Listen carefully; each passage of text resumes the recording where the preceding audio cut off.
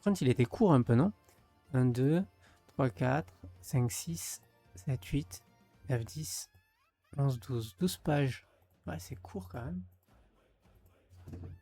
Mais je pense qu'il y a une raison. Je pense qu'il il voulait montrer ce passage-là avant de montrer la suite. Il y a un break en plus, je crois. Il y a un break, ah bon? 14, ah ouais, ouais. Bon, eh bien, il a dû avoir un petit souci. Pour le rapport avec Miox, c'est des symboles autour de candelles. Ok, attends, on va revoir ça après. Donc c'est parti pour l'analyse du chapitre 1184. Une fois mort, on n'est plus qu'un tas d'os. Donc comme je disais lors de ma lecture, le titre, bon, il fait référence à la partie de la chanson que Brooke chante, mais c'est aussi une partie une phrase qui fait partie du saké de Binks. Et quand on sait que le saké de Binks, c'est sûrement ce qui a lancé la première vague de piraterie, donc une chanson créée par Joy Boy, et que donc du coup qui s'appellerait peut-être Binks, pour moi Joy Boy s'appellerait Binks, et que le saké de Binks serait pour moi le One Piece, c'est assez marrant en fait, qu'il fasse encore beaucoup de références à ça. Et en plus, une fois mort, on n'est plus qu'un tas d'os, fait aussi référence à ce que va devenir Brook au final. Hein. Ça tease ce qu'il va devenir. Et ça tease en fait que sa mentalité. Et c'est là en fait, je sais pas si la plupart d'entre vous ont vu mes vidéos. Là, j'ai fait un short récemment sur les fruits du démon, mais sur ma grosse vidéo théorie, puis c'est écrit Die écrit sur le t-shirt de Brooke enfant. Ouais, peut-être, j'ai pas vu, je vais regarder ça après, ouais. Ah oui, effectivement. Donc, mais en fait, ce qui est, comme je vous le disais, dans ces vidéos-là, pour moi, les fruits du démon ont tous une volonté. Ils ont tous une volonté et en fait, ils cherchent la personne, tous, parce qu'en fait, ils sont issus de la volonté d'une personne qui voulait devenir, par exemple, le fruit du démon de Brooke, c'était quelqu'un qui voulait avoir une deuxième vie.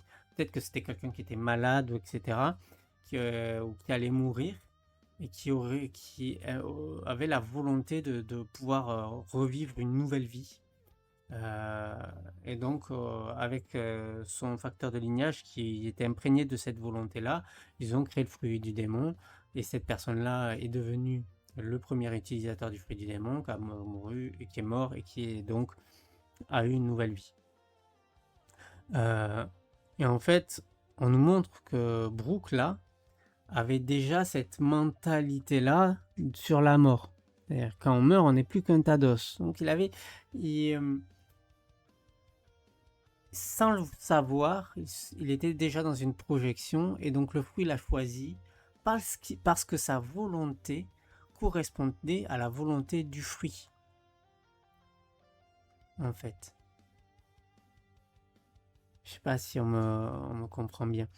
On aime trop les flashbacks dans les flashbacks. Ouais, c'est clair. Mais c'est stylé. C'est stylé. Il sait très très bien le faire là. Il est fort, il est fort. Mais du coup, si quelqu'un avec une maladie incurable mange le fruit de la résurrection, ça veut dire que le pouvoir le soigne? Ça ne servait à rien sinon. Alors ça dépend en fait. Est-ce qu'il naît avec la maladie incurable ou est-ce qu'il l'attrape? S'il naît avec, ben, il va revivre. Il aura la même durée de vie. En fait, ce qu'il faut savoir, c'est que le fruit du démon de Brooke, c'est pas de la vie limitée. Hein, qu'on soit bien clair. Le fruit du démon de Brooke, c'est le fruit de la deuxième vie. Donc en fait, il obtient une deuxième espérance de vie. C'est-à-dire que, par exemple, admettons que la durée moyenne de vie dans One Piece, Oda l'a donné, c'est 150 ans. La durée moyenne, 150 ans. Ça veut dire quoi? Ça veut dire que s'il obtient une autre vie, il obtient une nouvelle durée de vie de 150 ans. Donc, Brooke n'est pas immortel. Son âme, est lié à sa durée de vie. Et ça, on le sait via Big Mom. Big Mom, quand elle arrache un morceau d'âme, elle arrache une durée de vie. En même temps qu'elle arrache un morceau d'âme, elle arrache sa durée de vie. Donc quand elle arrache par exemple un an, c'est un an d'âme et donc de durée de vie. Oda fait le lien entre l'âme et la durée de vie. Donc Brook, qu'il ait des organes ou pas, en fait, son âme a une durée de vie. 150 ans en moyenne, peut-être plus, peut-être moins. Maintenant, si dès le départ, son âme a une durée de vie moindre, c'est-à-dire, disons, il naît avec une durée de vie de 80 ans, qui est déjà fixée à sa naissance, eh bien, il mourra à 80 ans.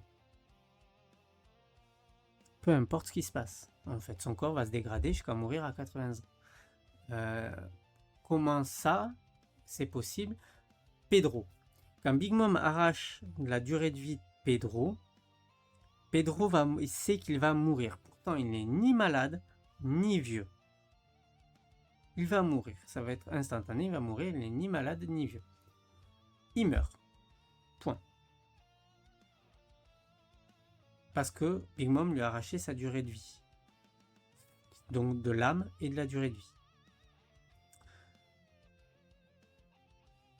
Donc ça veut dire que si il naît avec une maladie imprégné dans son facteur de lignage à la naissance, admettons quelqu'un qui ne peut pas marcher quand il va renaître, il ne pourra toujours pas marcher. En fait, il va juste récupérer une deuxième durée de vie qui est équivalent à ce il aurait eu s'il avait vécu sans maladie, sans mourir prématurément, c'est-à-dire sans être tué, sans avoir une maladie qui le tue, parce que Brook est mort de ses blessures, des blessures qu'il a reçues. Par exemple, le chef des Rumbar Pirates, c'était comment il s'appelle déjà?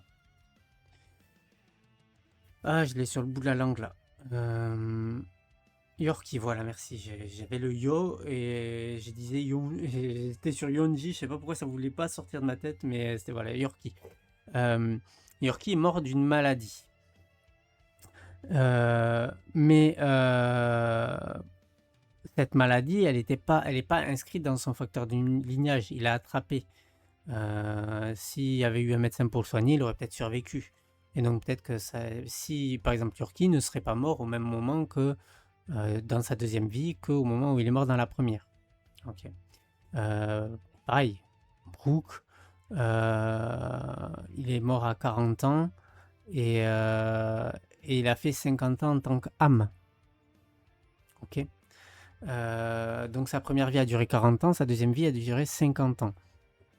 Maintenant, sa durée de vie est limitée à sa deuxième vie, à ce qu'il aurait eu dans sa première vie, au maximum s'il n'était pas mort de maladie, etc., etc. Donc son âme s'éteindra au bout de... peut-être qu'il atteindra les 150 ans et son âme disparaîtra tout simplement en fait. Et en fait, là ici, il y a une référence en fait à... Tout ce passage-là montre que depuis l'enfance, Brook a cette volonté-là. Il est face à la mort tout le temps. Mon père, ma mère est mort. Mon petit frère, ils sont morts de faim. Pourquoi j'ai survécu moi en fait. Voilà, je me régale de crapaud. Quand on est mort, on n'est plus qu'un tas d'os. À la fin, on n'est plus qu'un tas d'os. Il avait cette volonté ancrée en lui. Et c'est pour ça que le fruit du démon l'a choisi. Parce que il correspondait à cette volonté. Et là, je pense qu'Oda, à travers Brook ici, nous montre un peu plus que la volonté des personnes est importante par rapport au fruit du démon qu'ils reçoivent. C'est pas anodin que tous les utilisateurs de fruits du démon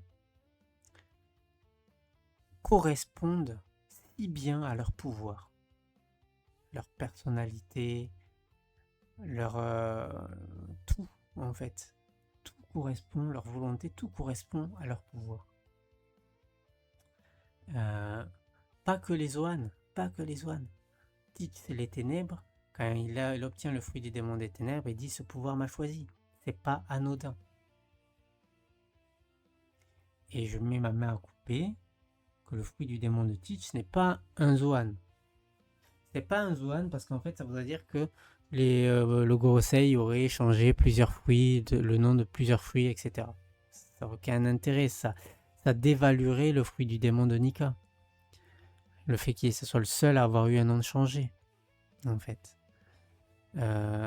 Donc on en est là, où on se dirige vers le moment où Oda, petit à petit, nous explique comment fonctionnent en fait les fruits du démon, tout en nous montrant la volonté des personnages avant qu'ils obtiennent ces fruits. Plus Zoan des ténèbres, c'est bizarre. Ouais, non, mais Zoan du dieu de je sais pas quoi, les gens ils disent, mais non, ça a aucun intérêt spécial. Ener, sa forme Amaru, Amaru veut dire dieu du tonnerre. Est-ce que c'est un Zoan? Non. C'est un Logia. Donc il n'y a pas besoin d'avoir un autre fruit du démon qui est un truc. Teach peut avoir une forme Svart. Svart qui est le dieu, c'est un dieu, dieu du feu et des ténèbres. Svart qui ça veut dire noir, ténèbres en ancien nordique, qui est le grand démon du Ragnarok. Ok. Donc il peut avoir par exemple il aura peut-être une forme Svart, appelée Svart, dieu des ténèbres. Mais il sera un Logia, simplement. Et là en fait c'est ça que je trouve intéressant ici. Après il n'y avait pas une baille avec les fruits de Barbe Blanche et Kaido. Non, ça c'est les théories des gens. Je pense qu'il y a des gens ils mettent le fruit de Barbe Blanche comme dieu de la terre. Et après Kaido je vois pas. Mais voilà, donc là j'ai vraiment cette impression-là qu'Oda nous montre la volonté de Brook et à quel point ça a influé sur le fait qu'il ait eu son fruit du démon. Après, j'aime bien aussi la vision de comment il nous dépeint Louvain. Il paraît effrayant, et en fait c'est un mec hyper gentil, qui est hors des codes de la royauté. Il est totalement hors des codes. Il voulait pas mettre mal à l'aise Brook, donc il s'est fait passer pour un mec pour qu'il n'est pas. Il a un peu menti à Brook, mais c'était pour la bonne chose, c'est pour pas que Brook se sente mal à l'aise, etc. En fait. Et Brook, en fait, s'est toujours comporté comme il se comporte avec tout le monde, et je pense que ça plaisait aussi à Louvain, ce moment-là. Ce moment où il n'est pas le prince, il est quelqu'un de normal. Et c'est aussi ce qui fait que certaines personnes, fils d'eux, vivent en tant que toute leur vie sont les fils d'eux, et donc ils sont pas eux. Et là, en fait, on voit quelqu'un qui veut être lui. Et ça, c'est bien. Et comme je l'avais dit, on voit que Louvain est un peu à une mentalité hors du cadre gouvernemental, etc. Ce que je disais la semaine dernière. Et que c'est ce qui va pousser Grendel à épouser Louvain afin d'en faire un enfant et de faire adhérer son royaume qui est contre, du coup, le gouvernement mondial, entre guillemets,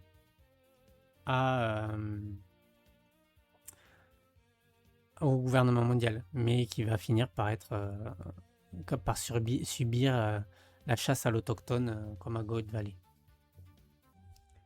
Et ce qui est bien, c'est que voilà, pour la première fois, en fait, il y a quelqu'un qui croyait en Brook, quoi. On voit à quel point ça l'a touché et pourquoi il est aussi en colère quand il a vu Gunko. Donc tu m'as dit, attends que je reviens, tu m'as dit pour le rapport avec Mihawk, c'est les symboles autour de Candel. L'onomatopée là, un style baroque un peu, quelque chose comme du baroque. C'est un rapport avec Mihawk. Da aime trop les flashbacks, ça on l'a lu. Ouais, j'ai vu ça sur X. Il y avait un bas, il y avait Free du 1. Je viens de capter qu'on dirait des os là où il y a l'encart. Candel en bas à droite. Moi, je dirais plus qu'on dirait, tu sais, la croix, les croix des Oz. Tu sais, de l'ancien le Oz. Ici, ça fait si j'ouvre un tac Oz.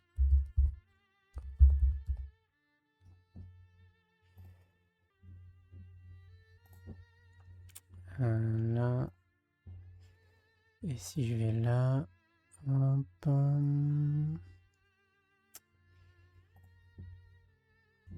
là. Ça fait plus penser à cette croix-là. Là. Moi, ça me fait penser à ça. Ouais, je vois. C'est le seul rapport que je capte. Mais par rapport à quoi j'ai du mal à... En quoi ça fait référence à Mihawk One Piece. Ok, son sabre qui a cette forme-là. Ok. Mihawk One Piece scan.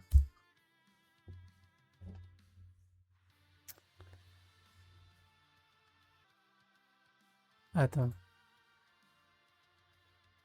Là. Parce qu'il y a les onomatopées pareilles là.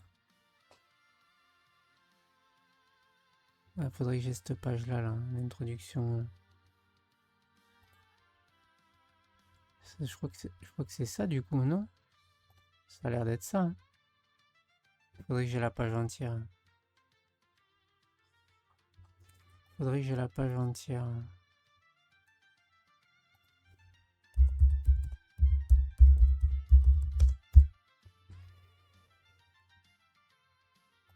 Ok. La première... oui, c'était cette image. Je savais pas que les 7 pages étaient comme ça dans le manga. Première apparition en gros. Chapitre 50, je crois. Et donc du coup, vu qu'il y a les onomatopées baroques, ils ont dit que Mihawk serait l'enfant de Candel. Et donc Louvain serait son père aussi, serait son père. Mihawk serait le fils de le frère de Genko. Bizarre. Du coup, le seul lien pour le moment, c'est que ce style est là sur la personne qui serait la meilleure épéiste du monde. Mais à voir, ouais. Je suis pas super convaincu d'un lien de fou entre Candel et Mihawk. Après, à chaque nouveau personnage, les gens se jettent sur l'occasion pour trouver un lien avec Mihawk. Ouais, c'est pas faux ça. Ça, c'est pas faux du tout.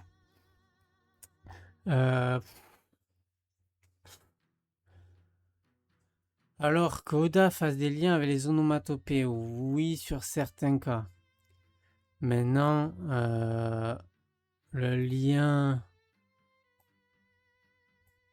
Quelle serait la précédente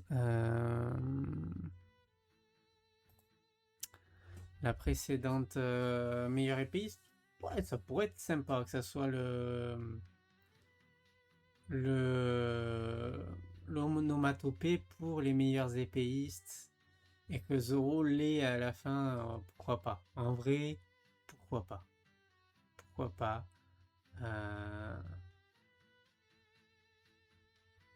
Ça serait cool. Son fils,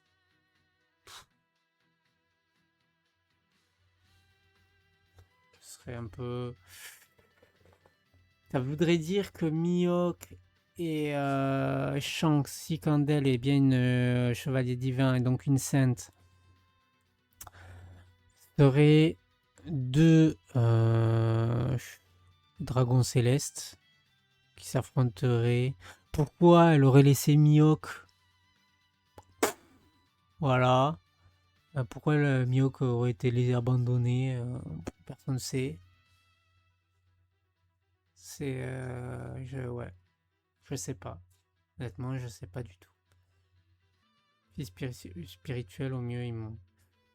Même pas, parce que pour être fils spirituel, faut qu'il y ait un lien. Faut qu'elle ait transmis une volonté, alors qu'Andel n'est même pas connue dans le monde. Enfin, il n'y a aucune référence à elle avant le flashback, quoi. Les gens veulent trop voir un lien de sang, ouais. Ouais, ouais. Bon, après, en soi, même si c'est vrai, est-ce que ça passe vraiment quelque chose? Pas. Ouais, c'est le fils d'elle. Ok, très bien. Et donc, voilà. Honnêtement, d'où vient Mihawk,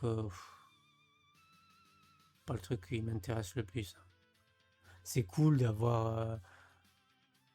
qu'on ait peut-être un lien, mais ça s'arrête là, hein. Sachant que c'était il y a 70 ans, Mihawk, il a quel âge? Mihawk, il a quel âge? 40, un truc comme ça? Mihawk, il a, ouais, 43. Bon, j'étais pas loin. À 43, dire qu'à partir de là, ça serait dans 15 ans plus tard, 15 ans après ça, elle aurait eu Mihawk. Mais elle aurait laissé Mihawk dans le monde d'en bas. Comme ça.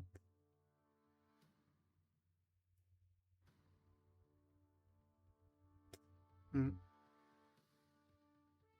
Après, l'un dans l'autre, ça expliquerait pourquoi il a les yeux aussi particuliers. Mais bon, ouais. Fait qu'à la ménopause, il fait qu'à la ménopause. Ouais, après, si son corps est, si elle a la marque des habits, c'est qu'elle vieillit pas. Bon, elle a la ménopause. Finalement, j'ai l'impression qu'on est parti sur un flashback plus long que j'imaginais. Je voyais trois quatre chapitres, mais là je vois plus 7-8. Je pense que ça s'arrête au 90, hein. Je pense que ça s'arrête au 90. Vu le. Parce que là, on nous montre Brooke avant, adulte. Et là, c'était juste pour nous montrer. En fait, pourquoi il est court. Parce qu'Oda voulait nous montrer comment Louvain est devenu son bienfaiteur. Là, c'est fini. Là, c'est fini. Maintenant, on sait pourquoi il est devenu son bienfaiteur. Donc, prochain chapitre, on va revenir au temps présent. Enfin, au temps présent. Peut-être même au temps juste avant ce qui s'est passé pour que Louvain meure. Fallait qu'on comprenne pourquoi Louvain était le bienfaiteur de Brooke. Euh, donc,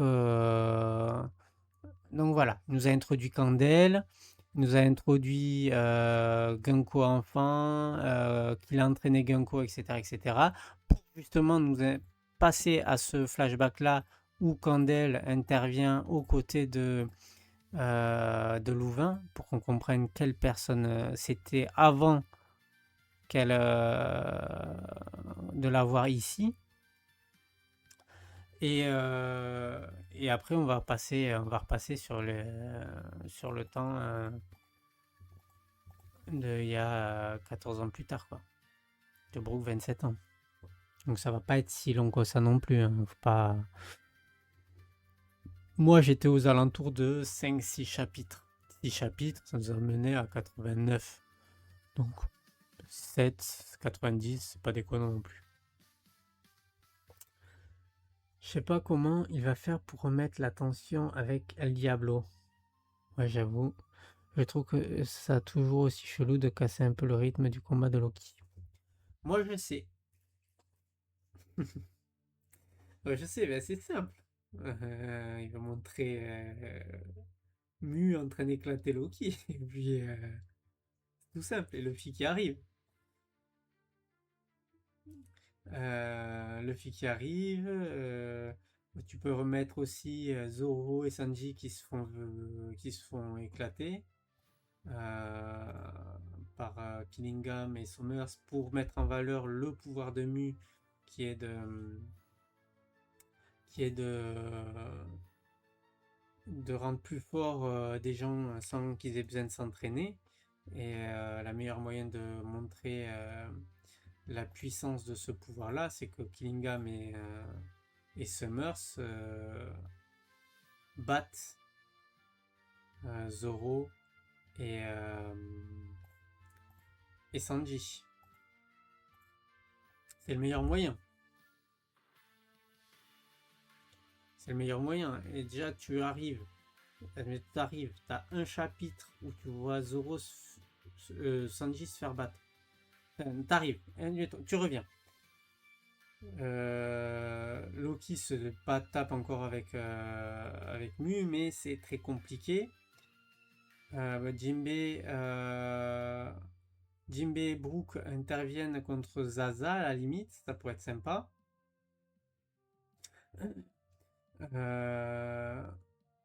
Pour vaincre Zaza et libérer les enfants.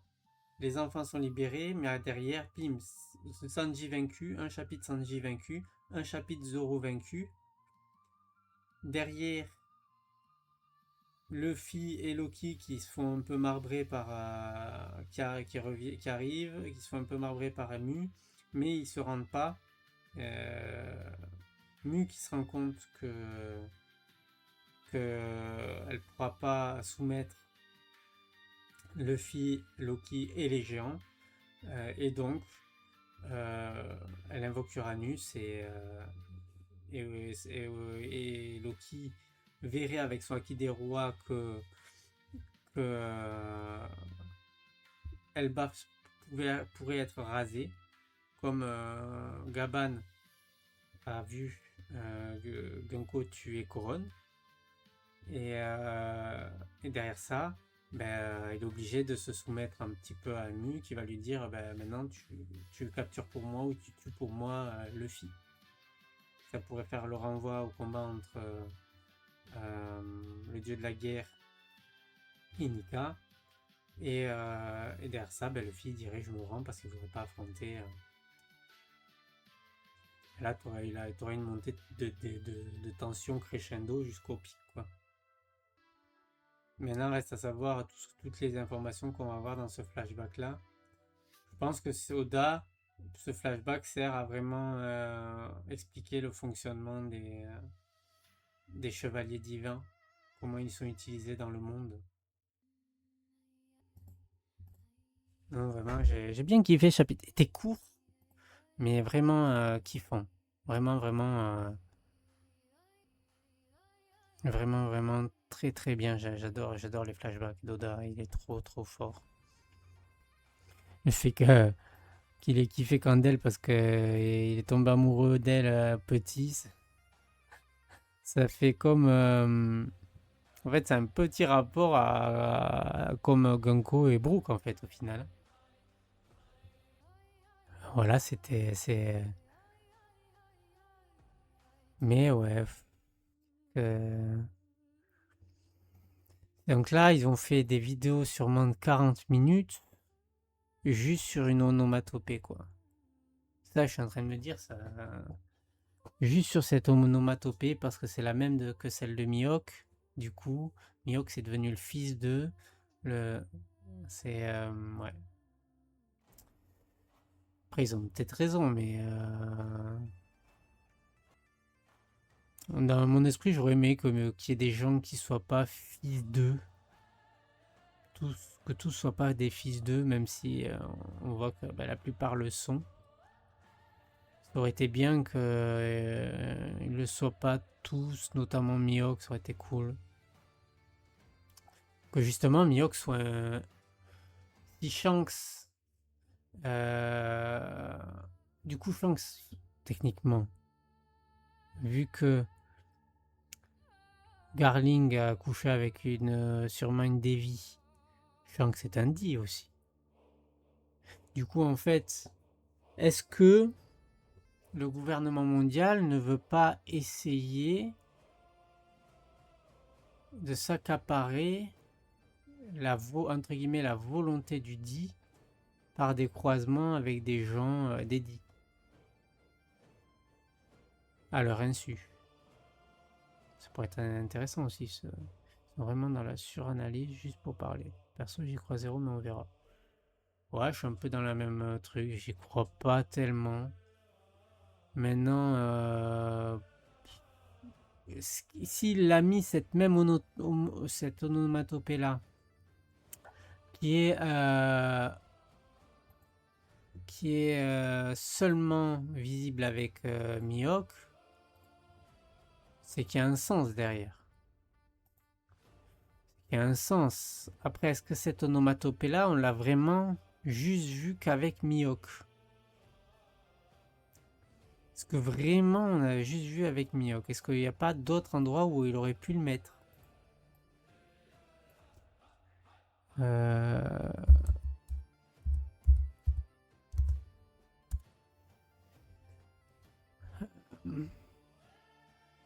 Seul un truc qui pourrait correspondre, ça serait avec Moria ou Oz, peut-être. Mais sinon, je vois pas trop. Hein. C'est qu'elle aurait pu être. Ryoma.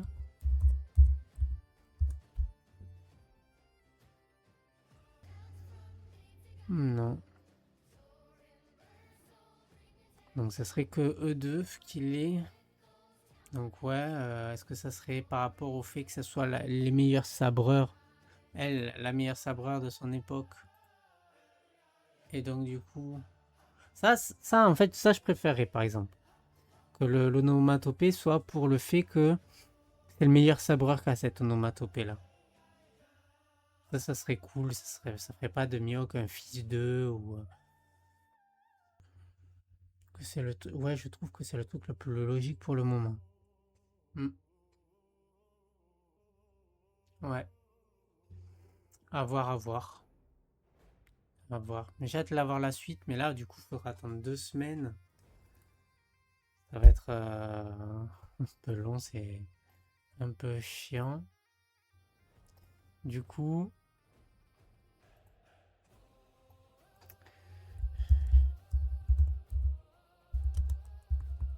ça, schedule break.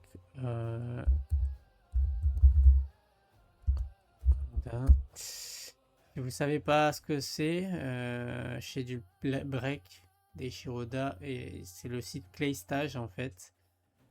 Ça fait une projection. Ça fait une projection sur la sortie des chapitres. Donc là, on a eu 83-84 break. Normalement,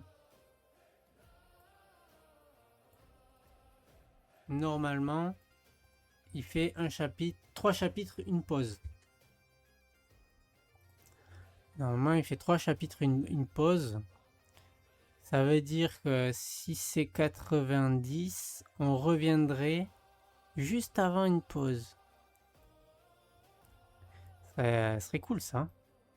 Et après, on aurait 1200 juste après une pause. Et ça c'est cool. Ça décalerait les chapitres pour que le 1200 arrive juste après une pause. Ah ouais, 1200, 9 novembre. Il est marqué là. Ici. C'est 9 novembre 1200. Je trouve que c'est surtout qu'il y a l'air d'avoir un gros secret derrière Candel. Ah oui, oui, Candel, je pense que c'est une chevalier divin. Il n'y a pas à chercher bien loin. Chevalier divin, elle est infiltrée. Et voilà. Hein. Et il va y avoir une chasse à l'autochtone. Oh, pardon. Sur Esperia. On retrouvera pas Lokimu avant septembre certainement. Ouais, bah du coup oui, jusqu'à pas avant du coup non, juillet, 27 juillet. Pour moi, on va revenir sur One Piece au 1190. Ça, j'avais fait une fan de One Piece, c'était pas 1200. J'avais fait un tweet sur ça justement, parce qu'on était beaucoup à dire 1200, ça pouvait être la fin, mais on était à 800 au chapitre 800. Mais vu tous les trucs maintenant, mais One Piece c'est pas fini avant. Il y en a encore pour 10 ans. Donc tu comptes 38 chapitres par an, 10 ans, 380 chapitres. One Piece ça finira pas en 1400. 1400. Avant 1600 chapitres. Voilà. Pour moi, si le Flashboss doit se terminer, il doit se terminer au 89 avec un retour à... Enfin, peut-être mi-90 avec un retour au présent au milieu du chapitre 1090, 1190. Et là, s'il n'y a pas de nouvelle post d'Oda bizarre, qu'on suit ça, normalement, on devrait faire ça. Et ça sent bon pour le 1200 d'avoir 1200 Luffy qui se rend. Ça pourrait être incroyable. Incroyable.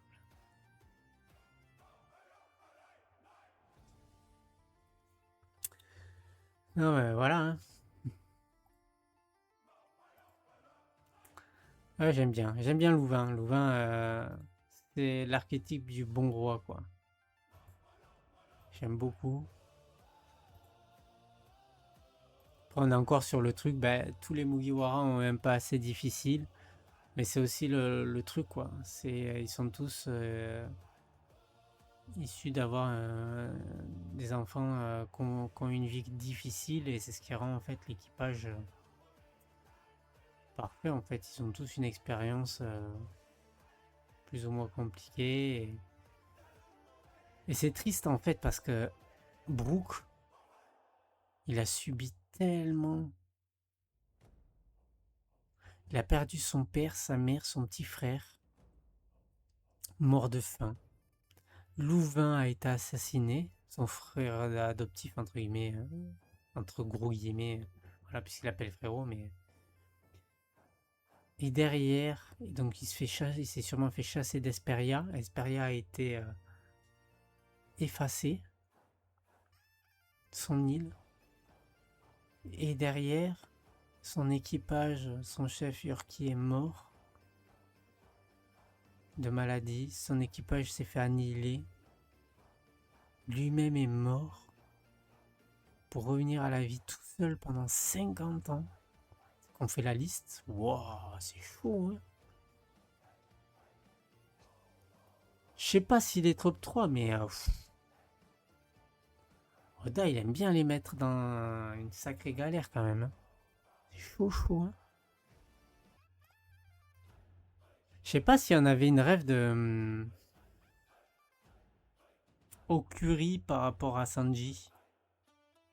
Il y aurait une rêve au curry. Ah non, peut-être que. Est-ce que le plat préféré de Brooke, ce serait pas le curry un truc au curry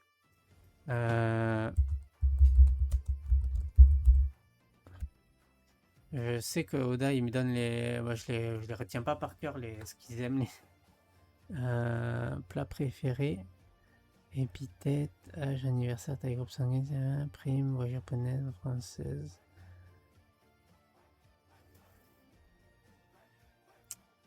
Préférence. Ellipse, apparence. Il n'est pas donné. Il me semble que si. Hein.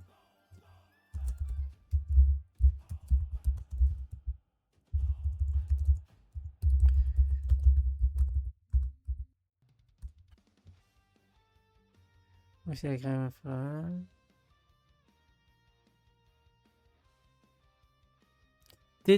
Takoyaki curry. Plat préféré de Brooke. Brooke aime aussi les crèmes glacées comme le sien. Je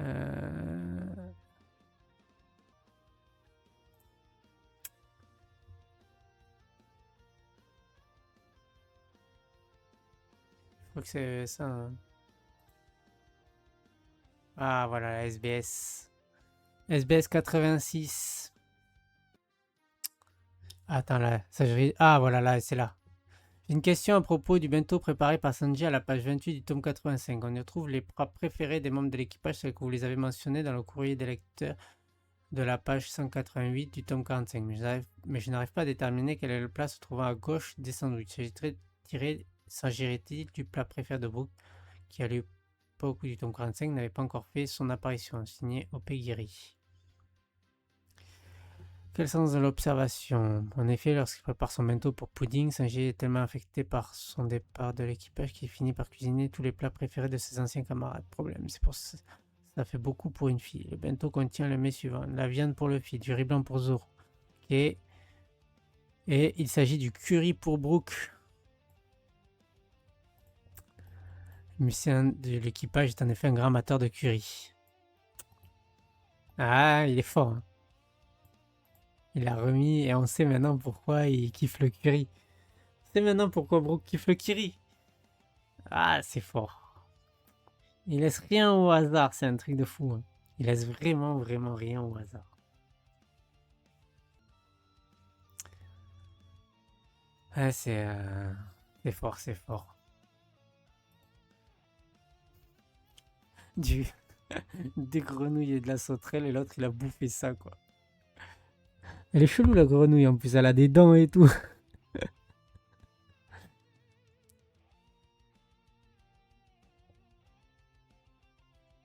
Si on veut, oui, j'admire ta liberté. C'est beau ça. Hein. C'est-à-dire qu'il estime que lui, avec son statut de prince, il n'est pas libre, alors que Brooke l'est. Malgré qu'il soit pauvre, etc. C'est... Je me demande ce que c'est ça, la bouteille qu'il a ramenée et le livre. Enfin, je sais pas si c'est un livre exactement. Des cigares peut-être? Vu qu'on le voit fumer derrière. Je sais pas.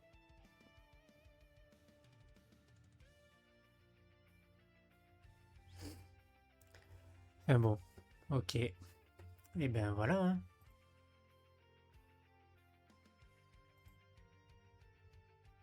Peut-être que j'avais laissé la page ouverte.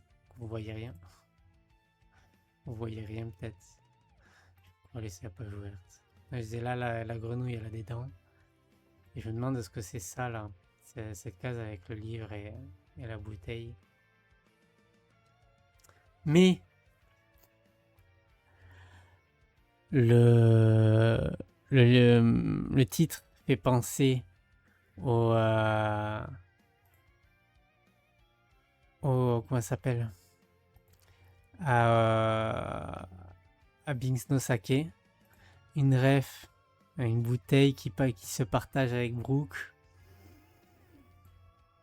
Ah, hein, on y est encore, on y est encore, hein, on y est encore.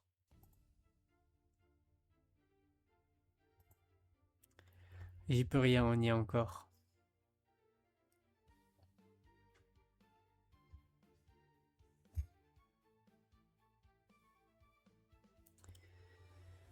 Eh bien, on va s'arrêter là.